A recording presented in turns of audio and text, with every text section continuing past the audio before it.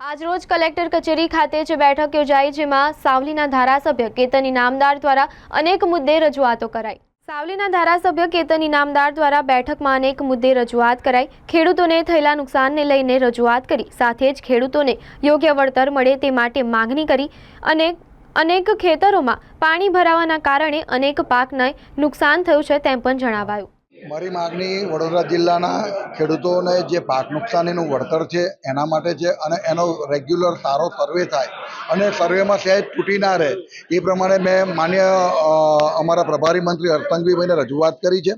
સાથે સાથે જે રીતે રેલવેના જે નારાઓ છે, જે રેલવેના નારા જે બહુ જ ડીપમાં કરી નાખ્યા છે અને આવવા જવાની પણ તકલીફ પડે, તેમજ ચોમાસાની અંદર પાણી ભરાય તો કોઈને જાનહાનિ પણ થઈ શકે। એવી રીતે અમારી ત્યાં રાજનગરમાં એક દીકરો જે એક્સપાયર્ડ થયો એ આ નારાની અંદર જ એવો ખેતમજૂરીઓ જતો હતો અને એ એક્સપાયર્ડ થયો છે, તો એને પણ વળતર મળે।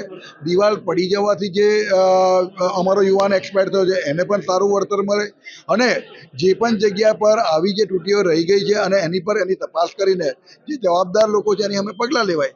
ખાસ કરીને આ વસ્તુ દર વખત ખેડૂતના જે પાકની નુકસાનીનું જે સર્વેમાં જે તકલીફો પડે છે ને જે પ્રમાણે ખેડૂતને વળતર મળવું જોઈએ નથી મળતું, એના માટેની રજૂઆત છે। અને મને વિશ્વાસ છે આ વખતે મને ખાતરી આપી છે કે આ વખતે કોઈ પણ પ્રકારની તૂટી નહીં રહે અને ખેડૂતને પાકનું વળતર મળશે।